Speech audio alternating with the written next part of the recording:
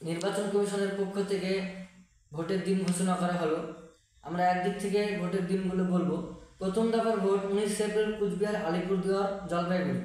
দ্বিতীয় দফা 26 এপ্রিল রায়গঞ্জ, বালুরঘাট, দার্জিলিং। তৃতীয় দফা 7 মে মালদা উত্তর, মালদা দক্ষিণ, মুর্শিদাবাদ, জঙ্গিপুর।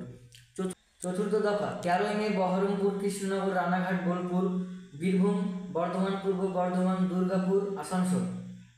পঞ্চম দফা 20 মে শ্রীরামপুর, ব্যারাকপুর, হুগলি, বনগাঁ, হাওড়া, উলবেড়িয়া, আরামবাগ। ষষ্ঠম দফা পুরুলিয়া, বাঁকুড়া, মেদিনীপুর, কাথি, তমলুক, ঘাটাল, ঝাড়গ্রাম, মেদিনীপুর, বিষ্ণুপুর। সপ্তম দফা 1 জুন উত্তর দক্ষিণ কলকাতা, যাদবপুর, জয়নগর, বসিরহাট, বারাসাত, মথুরাপুর, ডায়মন্ড হারবার, দমদম। আমাদের দিন ঘোষণা করেছে। পশ্চিমবঙ্গের 42টি কেন্দ্রে ভোট কবে কোথায় এটা আমরা জানিয়ে দিলাম। ভারতীয় নির্বাচন কমিশন এটি ঘোষণা করেছেন।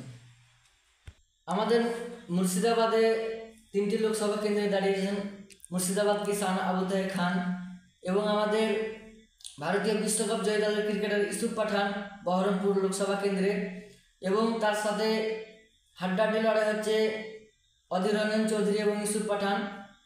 আমরা দেখে নেব সেখানে কে জিতে, দুজনেই মুখোমুখি টক্কর দেবেন মনে হচ্ছে। এবং আমাদের জঙ্গিপুরে খলিলুর রহমান, সে গতবারও সাংসদ ছিল।